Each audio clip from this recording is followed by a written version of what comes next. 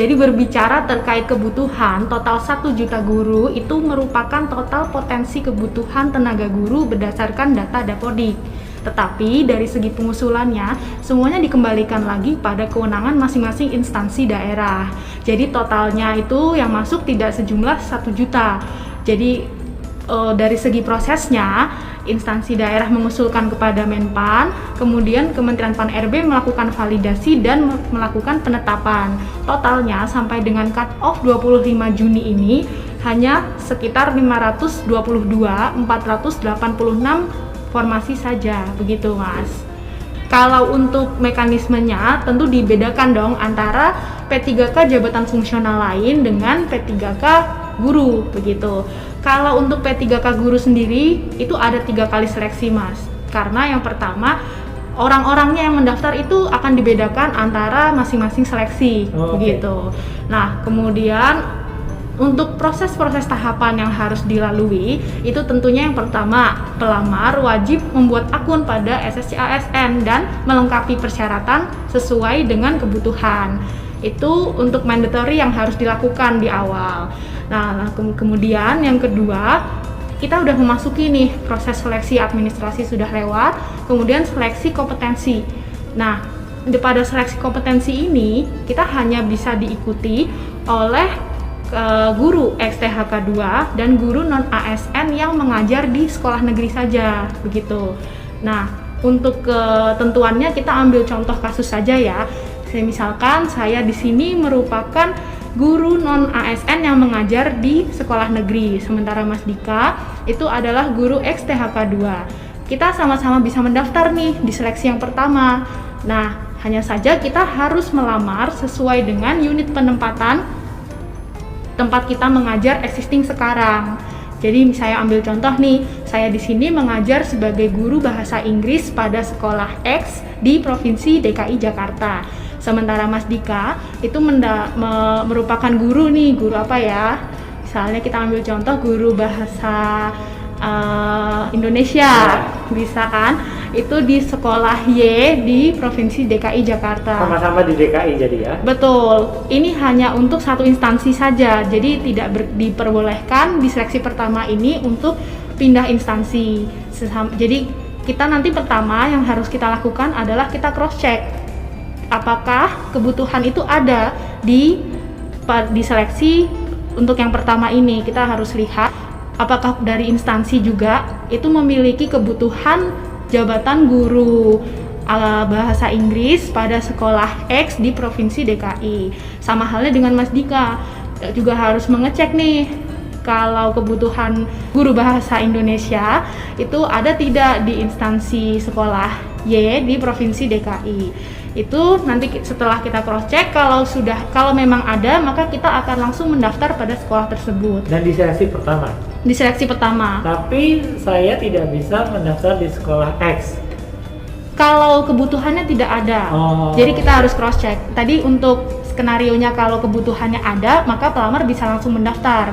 Tetapi kalau skenarionya ini ternyata kebutuhannya tidak ada, maka pelamar bisa mendaftar di sekolah lain. Tetapi untuk jenjangnya, untuk jabatannya harus sesuai dengan kompetensi yang dimiliki pelamar.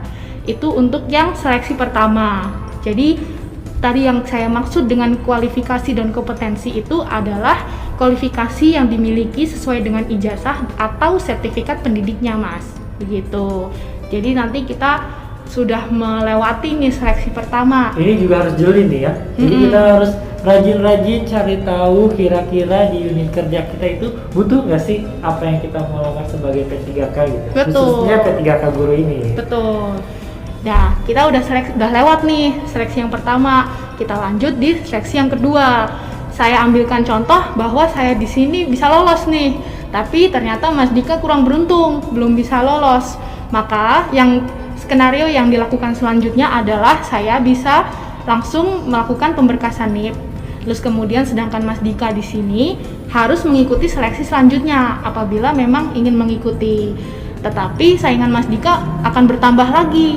Jadi kita nanti bicara di seleksi pertama itu kan ada guru XTHK 2 dan guru non ASN yang mengajar di sekolah negeri. Dua kelompok ya? Dua kelompok di seleksi pertama. Sedangkan di seleksi yang kedua itu akan bertambah lagi yang bisa mendaftar. Ada siapa lagi memang nih kata Naya? Ada dua yang entitas baru, yaitu guru swasta yang terdaftar dalam data Dapodik, lalu kemudian lulusan PPG yang belum mengajar tetapi sudah terdaftar dalam data Dapodik. Tambah banyak dong saingannya ya. Jadi 4 kategori. Iya betul, tetapi kan di sini dari segi kebutuhan juga akan semakin berkurang.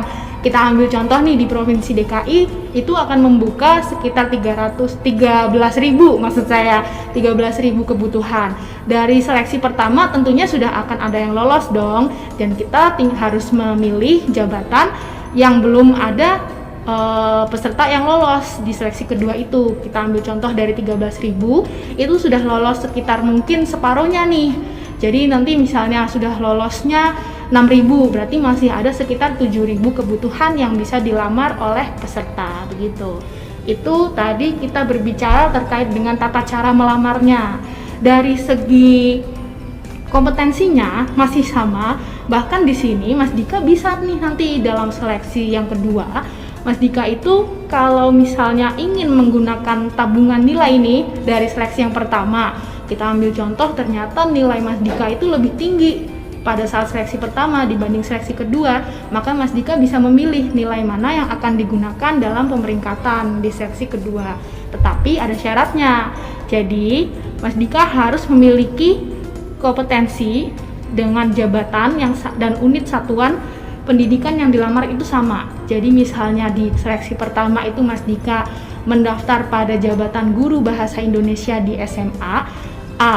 Lalu kemudian di seleksi yang kedua, maka Mas Dika juga harus mendaftar di jabatan guru bahasa Indonesia di sekolah lain tetapi masih dalam unit yang sama, satuan pendidikannya maksud saya. Jadi sama-sama SMA dan gitu. Sama-sama dengan mata pelajaran yang sama.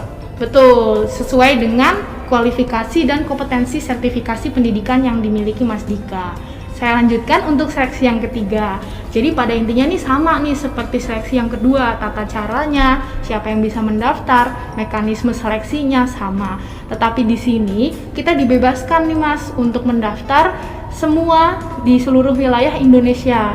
Jadi kalau Mas Dika mau mendaftar termasuk luar kota berarti? Boleh, misalnya Mas Dika mau mendaftar di Provinsi Banten atau Provinsi Riau, itu diperbolehkan selama masih ada jabatannya, masih ada kebutuhan jabatan dan kualifikasinya sesuai dengan kebutuhan yang diinginkan masing-masing instansi. Itu untuk yang P3K guru ya.